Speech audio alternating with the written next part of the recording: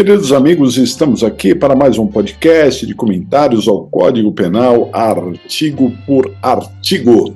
Hoje, dentro dos crimes contra o patrimônio, no capítulo 6º, vamos começar a falar do estelionato e outras fraudes. E para isso, vamos abordar o famosíssimo artigo 171 do Código Penal, que é o estelionato.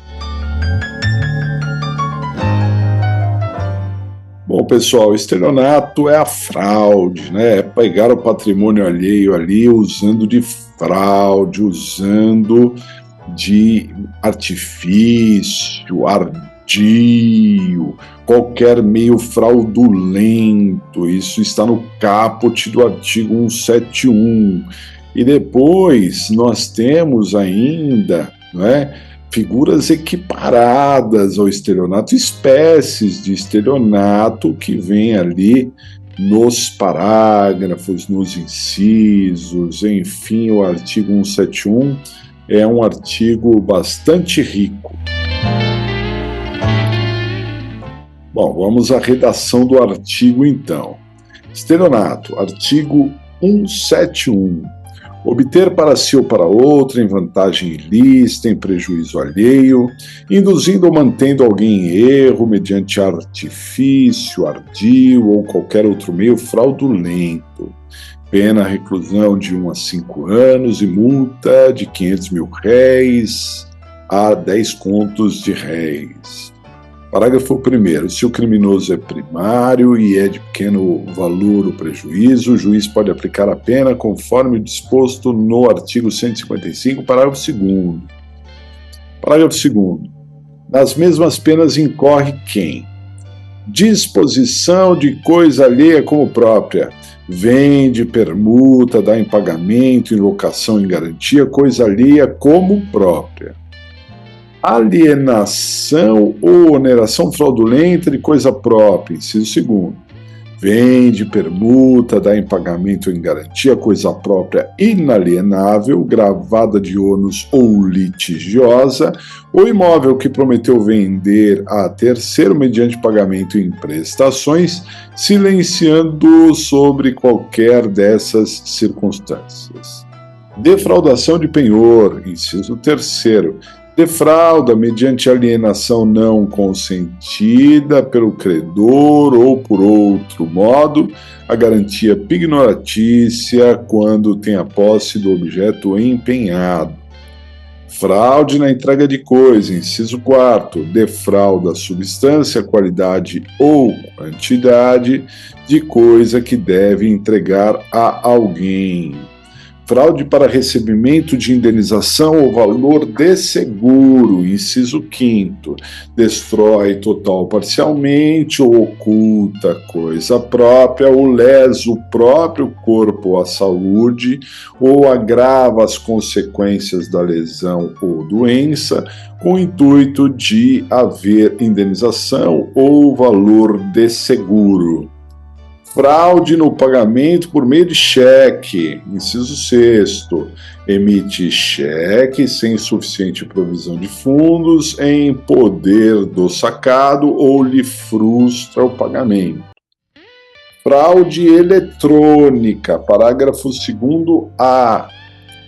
A pena é de reclusão de 4 a 8 anos e multa se a fraude é cometida com utilização de informações fornecidas pela vítima ou por terceiro induzido a erro por meio de redes sociais, contatos telefônicos ou envio de correio eletrônico fraudulento ou qualquer outro meio fraudulento análogo. Parágrafo 2º-B. A pena prevista no parágrafo 2º-A deste artigo, considerada a relevância do resultado gravoso, aumenta-se de 1/3 a 2/3 se o crime é praticado mediante a utilização de servidor mantido fora do território nacional. Parágrafo 3º. A pena aumenta-se de 1/3 se o crime é cometido em detrimento de entidade de direito público ou de Instituto de Economia Popular, Assistência Social ou Beneficência. Estelionato contra idoso ou vulnerável. Parágrafo 4º. A pena aumenta-se de 1/3 ao dobro se o crime é cometido contra idoso ou vulnerável, considerada a relevância do resultado gravoso.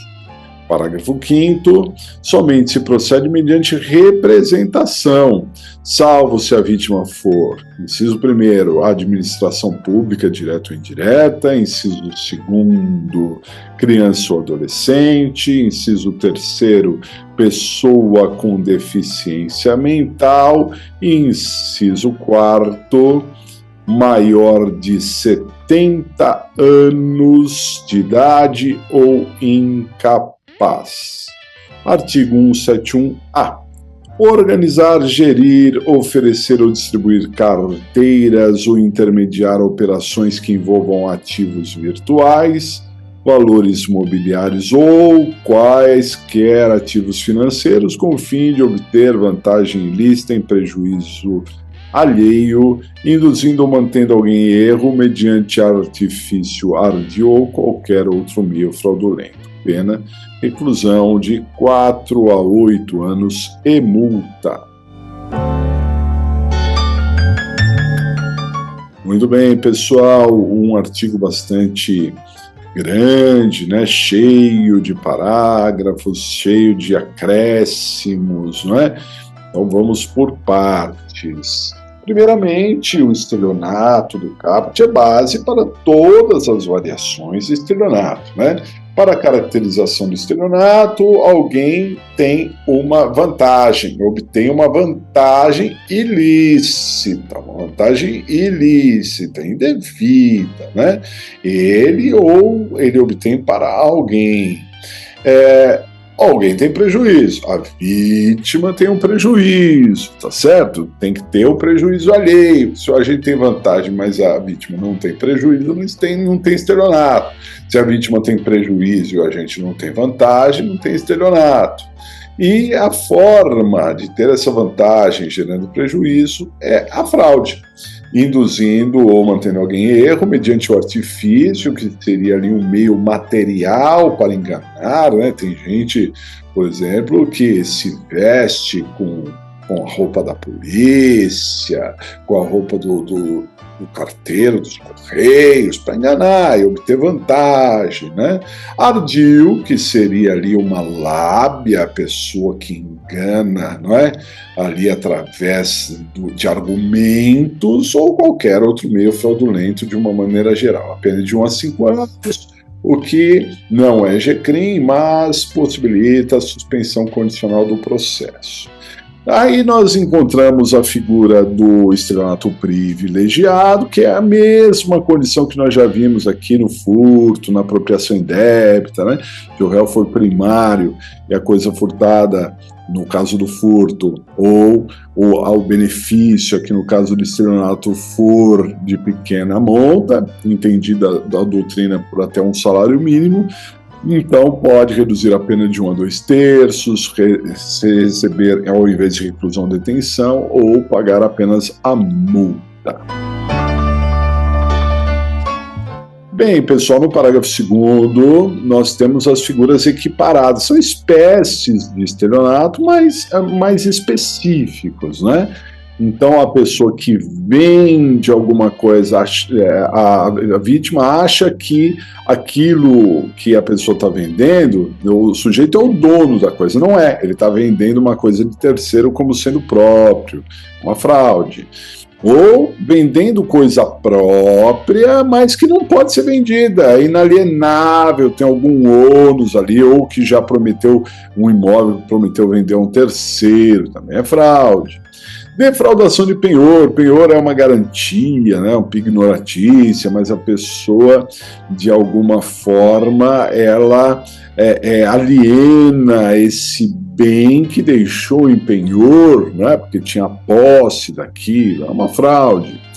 Entrega de coisa, que seria uma substância que você vende, por exemplo, uma quantidade menor, né? É para ter 1 quilo e não tem, é para abastecer 1 litro no carro e abastece 900 e poucos ml, né? De pouco em pouco vem a fraude ali. A questão de fraude a seguro, né? Tem pessoas que fraudam o seguro, fingem que o carro foi roubado e não foi, até se machucam. As pessoas dizem, a autolesão é crime, enquanto lesão corporal, não, mas se for para obter um seguro, por exemplo, aí seria um crime, tá certo? Essa espécie de estelionato. E o cheque sem fundo, né? Hoje, nas grandes cidades, principalmente, se utiliza menos o cheque, mas o cheque ainda está em circulação, o cheque é pagamento à vista, só que a pessoa ela dá o cheque dizendo que tem dinheiro na conta e não tem. É uma forma de fraudar, de enganar também. É o cheque sem fundo.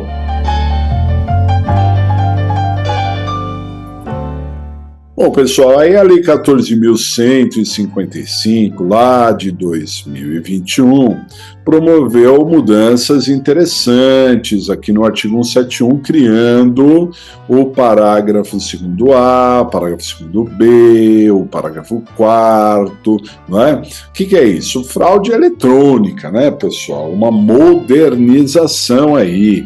Se percebeu que muitas vezes o estelionato é por meios eletrônicos e claro que pode alcançar em um número infinito de pessoas, né? Quem de nós não recebe e-mail todo dia? Olha, a sua senha, a sua conta no banco X vai ser cancelada, clique aqui. Mas peraí, eu não tenho conta naquele banco. Se eu clicar, certamente eu posso ter algum vírus sendo instalado, algum prejuízo sendo caracterizado ali, né? SMS, WhatsApps, as pessoas, ligações, quantas ligações, né? Então tudo isso é fraude eletrônica e a pena é muito maior, é de 4 a 8 anos. Olha só, se o estelionato é de 1 a 5, fraude eletrônica é de 4 a 8, ainda pode aumentar de 1/3 a 2/3 se o sujeito tem o servidor que está utilizando da fraude eletrônica em outro país. Tá certo? Interessante também, isso está no parágrafo 4º, que é o estelionato contra idoso ou vulnerável, que se esse estelionato, qualquer um dos estelionatos, mas inclusive o estelionato eletrônico, tá? Mas qualquer estelionato for praticado contra idoso ou vulnerável e o resultado gravoso for relevante, a pena pode ser aumentada de 1/3 até o dobro. Então, se a gente pensar em fraude eletrônica contra o idoso, dependendo da situação, a pena pode ser de 8 a 16 anos. É uma pena bastante alta, porque pode dobrar, né? É o parágrafo 4º. A pena aumenta de qualquer estelionato em 1/3 se for o estelionato contra a entidade de direito público, Instituto de Economia Popular, Assistência Social, Beneficência. Aqui as fraudes ao INSS entram aqui, sem contar que seria um crime federal também, né? O parágrafo 5º trata da ação penal. O estelionato era de ação pública incondicionada. Com a Lei 13.964, lá de 2019, passou a ser de ação pública condicionada à representação. Só não será, e portanto pública incondicionada é que será, se a vítima for administração pública direta ou indireta, criança ou adolescente, pessoa com deficiência ou maior de 70, não é 60 não é idoso, hein? É maior de 70 anos de idade ou incapaz. Por fim, pessoal, a Lei 14.478 de 2022 acrescentou o artigo 171-A, não é? E aqui nós estamos falando de uma situação bastante específica de estelionato, com pena de 4 a 8 anos, além da multa, se o sujeito trabalhar na organização, organizar, gerir, oferecer, distribuir carteiras, intermediar operações que envolvam ativos virtuais, criptomoedas, né, pessoal, esse tipo de coisa, valores mobiliários, ou qualquer tipo financeiro, ativo financeiro, com o fim de obter vantagem ilícita em prejuízo alheio. Então, essa questão de organização, gestão de carteiras, né, essas questões de pirâmide entram aí num 171A com pena de 4 a 8 anos. Bem, pessoal, muita coisa do estelionato, né? Muito importante ver e rever este tema, tá certo? Vamos ficando por aqui. Um grande abraço e até a próxima!